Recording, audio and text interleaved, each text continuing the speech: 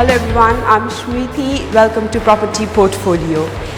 In our episode today, we are having a friendly interview with one of the prominent Nepali entrepreneur, Mrs. Ranju Wagle Thapa. So let's go and meet with her.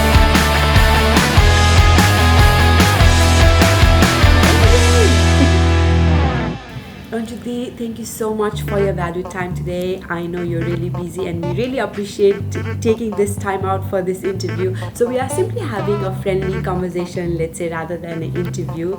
So let me kickstart, Ranju. You have been here for 25 years in Australia now, and we would like to know from the start of the day you arrived till now, what are the changes you have seen in Nepali community in terms of let's say economic growth. So many Nepalese members in our community have done their own sort of a business as well, rather than sticking to 9-to-5 job, and similar to you are one of the prominent Nepali entrepreneur here in Sydney in Australia. So we would like to hear what changes have you seen in terms of economic growth in our Nepalese community.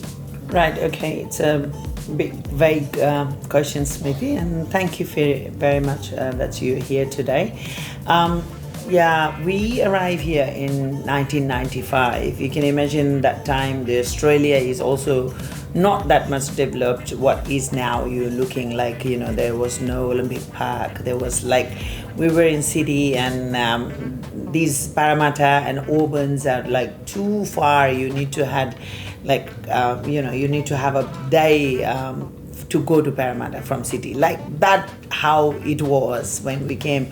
And especially the job wise and the struggle is really, really hard because you don't know anyone there, very less Nepalese community, and most of them are working in hotel as a kitchen hand and things like that. And we were my husband was the engineer before we came here. We had a business, and we had that kind of mentality when you came here, that you came for Masters of Engineering Studies and I was as a dependent, and then you have a set of mind that's you're not gonna go and do the kitchen hand job and things. But now I feel like every job has a respect, because you hear and you realize the value of job and roles and people do, and the respect is different when you came here, that time. And then we had very much struggle, and one takeaway shop, I got a job $5 per hour after 3 weeks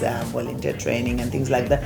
So it was such a struggling that time than now. But people think whenever the people come here as a new arrival, they always think that's the struggling for them, and that's correct, is the reality. Because even in, for example, in Nepal, if you move from rural areas to urban in Kathmandu and things like that, it's always struggling for everyone, the same way that we came all the way from Nepal to Australia. So down the line, I had to change a lot of careers and had a baby, and I was a medical professional. I had to change my career to IT. I studied IT 3 years instead of going 1 year, registered nurse.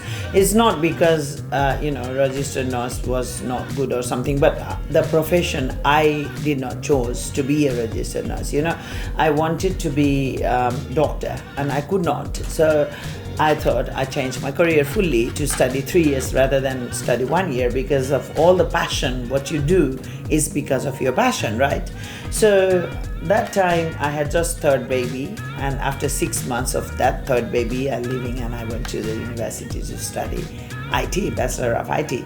Then same time when I was reaching second year of IT, then I joined TEF as well in the evening. So you can imagine part-time job, full-time study, part-time study, and 3 children and husband. And my husband was very, very helpful.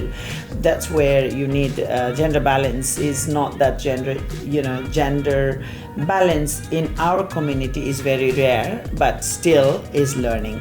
So that's where you need to have someone partner to support you, that you can grow. That's how we came. My lifestyle is that changed. Now your question is what is the Nepali community I felt when I see that period of time and now. So that period of time, most of the Nepalis are working in a hotel and kitchen hand. Not much job. Only one or two people working in cleaner. There were very less people were engineers, where the people are living in St. Mary's and things like that. They came from Bangkok, study from them, and it's the link between those Nepali community and the people who were working as very less. There was not much Nepali community. I think after a long time, the Gorkha Nepalese or Nepalese Australian Association was there. So the Nepali were very, very few, and but everybody knew everyone. And another thing is, to become a PR was like a dream. It's not that easy like how it is now, the skilled migrant. So that time when someone get PR, people give a party, barbecue party and things to announce that person got a PR. Is like a lottery. So but now the PR is normal thing. People go to regional, if not here, and if not, that's the normal thing. But that time it was. So that is the change now, that people get PR. And then buying a house. That buying a house and thinking about that is very, very another dream thing for the people. That's, we can buy a house here and things like that. But Nepali community is, when they came from Nepal, most of the people here, they coming like well family, because if you can't afford and if you can't bring IELTS, the Australia is not your destination from the beginning. So the people even came here, they do temporarily the job like kitchen hand cleaning and things like that, room attendant.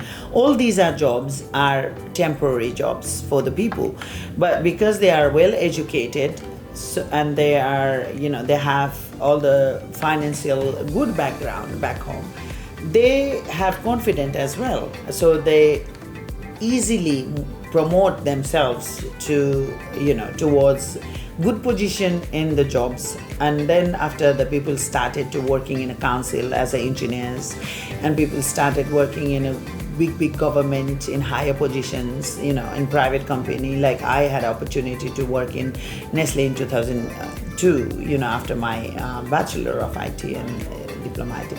So these kind of, things that people thought, there are opportunities in Australia to, more than these small jobs, and these are the actually surviving jobs. That's how they felt in the, thing. But later on, now more trend is now going on business. People, I didn't see that people straight gone to the business. Lot of people actually, they study, gone to job, and then they start feel confident, and then they go to business. But few now, like such as consultancy and things like that, these kind of business people not even going to the corporate level and just starting the business straight away. And now the property, real estate, also one of the biggest market for Nepalese community. Education and consultancy is another biggest market for Nepalese community. How they grown up into the business is, these are the major business held by Nepalese community, and working into health sector, registered nurse, AIN, also a lot of Nepalese. And now you can see the doctors and nurses are also expanding in Nepalese community. So the lifestyle and the standards of Nepalese is drastically changed within 5 to 10 years. That's boom, it's gone like that. That's how I felt from the beginning to now. Yes, Ranjiti, thank you for your thorough answer, and also talking about how Nepalese community, we can see they are sort of leaning more towards the business as well, and you yourself are running successful college. So to those Nepalese who might be watching this show and maybe thinking, okay, let me also do a side business beside the 9-to-5 job, do you have any sort of suggestion for them? What are the risks? What are the opportunities? No, the thing is, in life is actually, without risk, there's nothing you can get things better. Less risk, less benefit, high risk, high benefit. You can see even superannuation, if you take the high risk options, you get high money. Even share is like that. Everywhere the property is, business is always a risk in my opinion. And when I started the business, I had also gone through falls again in life, so I was already in the one of the standards label, but when I started business, I had to also go to downsize. So I understand that this is totally different lifestyle, and the confidence you need to have is most important tool that to bring you up into the business. If you don't have confidence and if you don't have risk taker, you shouldn't be going to the business, because these two things are the tools of the people. That anything can happen, but I won't give up. I need to go again. That's the thinking you need to have in your subconscious mind, not in your mind, because subconscious mind is the mind which one is actually pushing you when you are quiet. When you are sleeping and things like that. That's where it gives you strength to come up. I was also falls down. I get a lot of loss. I learned a lot of things, but then those things that's brought me up. I went to the depression as well on that period, but I brought up myself because of my subconscious mind, and few people motivated. There's always the people that you can do it, you have that capability, you can't go down, and these kind of word and things also gives you the strength. And what I can tell to the youth and things that when you want to do something, first of thing, you have to have a desire to do that. Then you have to build confidence on you, that I want to do this. First, passion, desire, and confidence. If you don't have these things and then you just try to do, like as you said, that's 9 to 5 and then business, and because if you don't give a time onto the business, you can't grow that way, the way you want it. Of course it will go slowly, but no, you have to have a focus on that. At least 2 years you have to put yourself into day and night into that what you want to do. Otherwise you can't just put everywhere. Then after, once you build the foundation of that thing, then you can always put your foot into everywhere and you can be successful everywhere. But when you want to do things, in my opinion, it's people are different, but in my opinion, that's you always focus is very important. You can imagine, that's I always take the example of mango tree. That's when you grow your mango tree, that how long it takes to make bear a fruit. Correct. Yes. And then to get that better fruit, what you need to do, you have to plant, put the fertilizer on time, you have to put the water on time, sun, labor, and everything. And if you don't focus and do the time, maybe the fruit there will be, but not many as much as you were thinking, but if you focus on that, then business is also the same. The most important is focus your day and time and your dedication. If you dedicate anything, anyone can do it. It's not only business, anything, but most important is dedication and focus.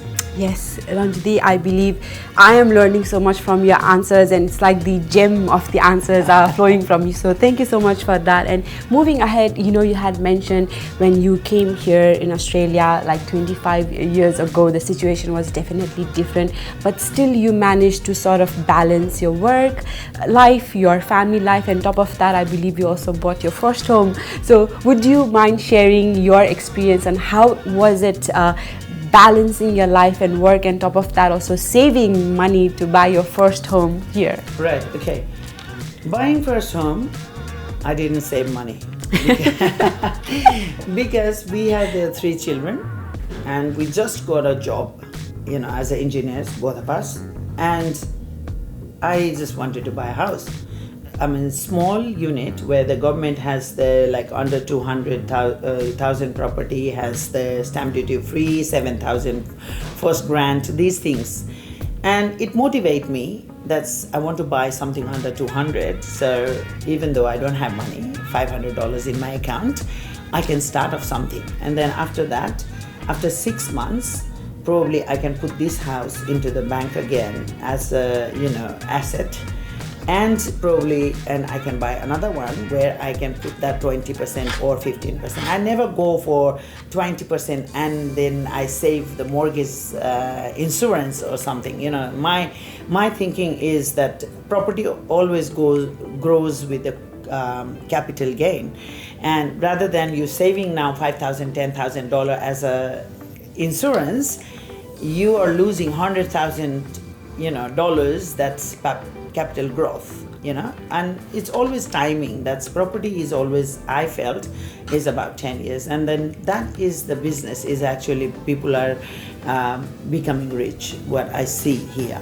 And that time also I didn't have any money, but that time I didn't look for property business, but I just look for that something our family can fit in with the something that's without having any money. So I chose that under $200 in a Granville unit, which like $7,000 I can pay $1,000 to the that statement of documents to prepare for mortgage insurance, and probably about 5,000 mortgage insurance I had to pay. That out of 7,000 I can pay, and 5% about 185 you need probably some I can get out from credit card and things like that. So I just calculated like this, and I bought my first home. Yes. Then second home, because my husband did not convince, so I had to convince with the peoples and things I could not convince. So I convinced him that my plan within 6 months to a year, I want to buy another house where we can fit everybody. That's 4-bedroom and something, but we can't save 20, for 400,000 house, you need 80,000, for 20%. Where am I gonna get that 80,000 with 3 kids, and that's a saving. I can't, and I'm a very shopaholic. I'm very spender, so I don't think I can save it. So I said to my husband, okay, I have planned this. We do this, and we put this one, it goes like $250,000, and then we put this one into there, and out of this, we're gonna get the 80% there, and otherwise 10%, and then another 10% we put on mortgage insurance. He said, no, always if you pay 5,000 here, 10,000 there, mortgage insurance, no, we need to save. I said, no, in long run, this 10, 20,000 doesn't matter. It doesn't actually count anything when property grows 100,000s. And he said, no. Then I had to push hard. Then we bought it, that one also. Good decisions. Yeah. Then after we adding another one in a Granville, people say that's you adding all portfolio in same place. This is a risk. I said, yes, if you don't take risk, you can't do anything, right? The Granville and Guilford were only the cheapest area to buy the property. You can buy the house in $300 to $400,000, whereas similar house you can go to different area. It's cost $600, $700, even $50,000 more. Why I should have paid? Because I think that's after 10 years.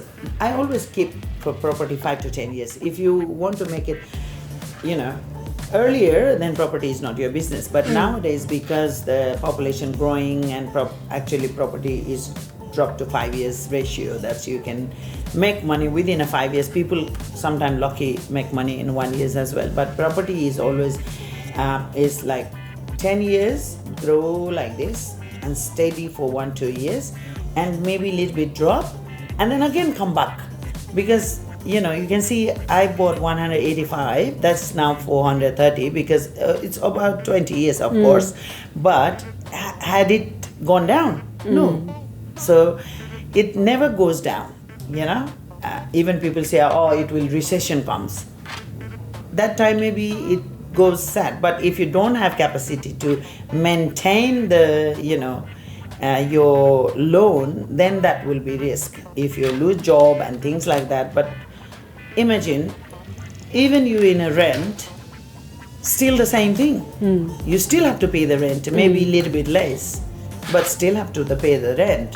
So it's always better to take the risk on property than other things. It's always better. Okay. Yes. All right. It's motivating to maybe even those viewers who is looking to buy their first home. It's not a bad decision. No, and just even buy it.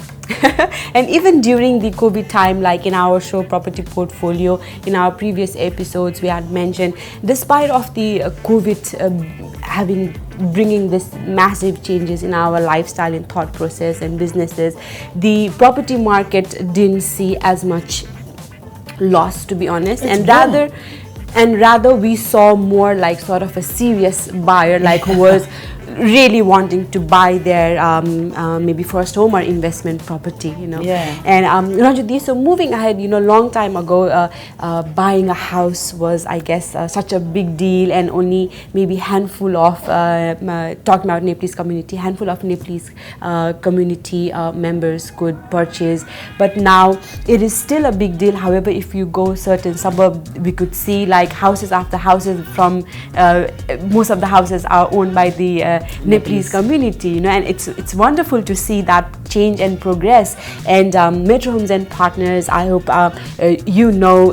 we as a company are also managing different sisters company, looking after the construction, looking after the real estate, and our CEO, Mr. Gainda Karki, he also coming from the Nepalese community and now managing Metro Homes and Partners with many sister companies. Do you have any sort of a message for our viewers who watch Property Portfolio show and through our show who understand Metro Homes and Partners? I know Ganendra very well, and it's proud actually that's one of the Nepalese like owning such a great portfolio. And when they Metro Home launch in Rockdale, I was there as well, one of the speaker as well, guest speaker, to speak about the entrepreneurship and in the property market and things like that. What I want to say is they are really good quality homes, and and building the homes, and without any hesitation, I think the people should go and talk and discuss as much as possible about talk about their dream home, talk about their design, talk about things like that. And they probably come to you and explain what are the scenario, even what you want. The cost is like that, right? So the Metro Home, probably I think it's one of the very good company to rely on. Yes, I agree, because I think property market is such a competitive world, especially in Sydney, where everybody wants to sort of buy a property here because it's continue to grow. We can see the growth, and in that city, building a company that too of a demanding and challenging nature, and to see the growth and to have multiple companies that look after the construction and also the real estate, that's definitely impressive. Yeah, I mean when you have a Nepali community like owner and things like that, it's another thing we have is our nature of our the people hard to find who is CEO nowadays in the company, right? When owned by Nepalese, people can directly meet with the CEO, directly get to know the things with the CEO. That's the best opportunity for Nepalese community. That's when you're not happy, you can give a feedback directly to CEO. That's where you're gonna get those things. True. That's where you need to think that's to build and to go with the people that's close by, and so you can always give a feedback, negative or constructive or positive feedback. It's always easier. That's why I think property market, I think where I am today is just because of the property. I know I've been lucky with the college as well, education as well, but where we are, me and my husband, where we are today is actually our strength is our property business. Yes, and its journey starts from the first home. Correct. Journey starts with the first home and with Metro. Thank you, Dee. And so moving ahead, beside the property questions, I personally also wanted to know, you have been involved in so many social work and charitable work, and you also managed the before you were a coordinator of Nari Nikunja, and that you have been doing so many sort of behind the scene work that uplifts women. And in your previous answer, you had covered a little bit of a topic of how the gender equality was not prominent in 1995, and I'm happy where we are as a woman. I'm happy where we are right now, but still even today there is unfairness in terms of gender equality, right? So in this situation, you as a women entrepreneur and also as a role model to some, I believe, what suggestion do you have especially to women who is listening to you out there? First of thing, all women needs education, right? Education is actually the tool to give you confidence. That's when you educate, you are confident. The other thing is, not only education gives you confidence. Another is your financial capability. That's how much you can spend yourself and things like that. How much you can sell yourself when you have education. I always said that's when you study what you're going to do. You need to sell yourself to the market, right? Because you become object after education. The women needs to have desire to grow and stand themselves first. And of course, little bit push can always help. So what I tell all the women from the beginning, that's I'm always there for women empowerment. You know, that's one of the, target, you can say. That's my, thinking is always I want to bring women in one level, so we can talk about gender balance, gender equality. Gender balance is different to gender equality. I always say this, and not that we are looking that into the home, that's we trying to give a pressure to men's and things like that. I'm totally different on that one, because the way we came from is that our culture is always the men dominate, male dominated thing. To go there, we need to have them as a partner to bring women into the thing. If we do not educate men, I don't think women can go for gender balance or gender equality. So men needs to be educated what is women, how to respect women, how to deal with the women. And only we can work together as a gender balance, right? Yes, that awareness, I guess, Correct. they need to have as Correct. well. Yes. But that one, that's on that side, that women actually themselves, from their inner, that needs to have confidence to stand themselves.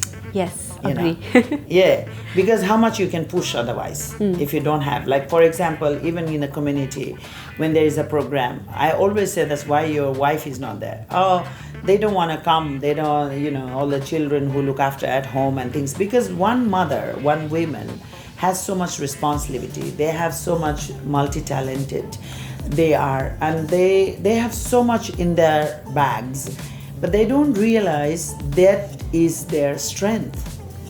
They can do it. If they can handle everything, with their multitasking capability, then if they have a small strength inside to push themselves, they can do anything. That's where they need it. Yes. So that's where I need to tell all the women that bring your self-confidence, that you can do anything. If someone wants to go to the moon, then because they have a desire, right? And confidence. If someone can be a boxer, she has a desire to be a boxer. Someone can climb to the Mount Everest, she has a desire to climb. We don't have desire, that's why we couldn't climb. But once you have a desire and confidence, you can do it, anything. But now we need a lot of women in education, a lot of women in real estate business, women in education consultancy, because we need it to make a gender balance. So come up. Yes. Thank you so much, Ranju. I'm leaving this interview being more motivated, no exaggeration. It was really lovely to listen to your experiences, and thank you for once again giving your time to Property Portfolio. Thank you. It was a pleasure meeting you too.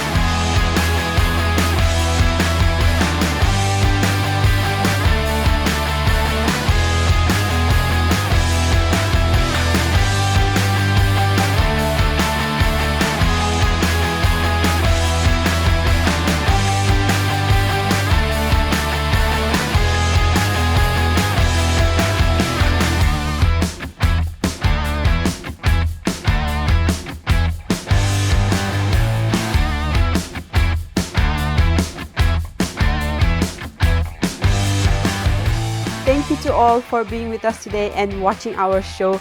Next week, I'll see you again with our different guests. So till then, please take care.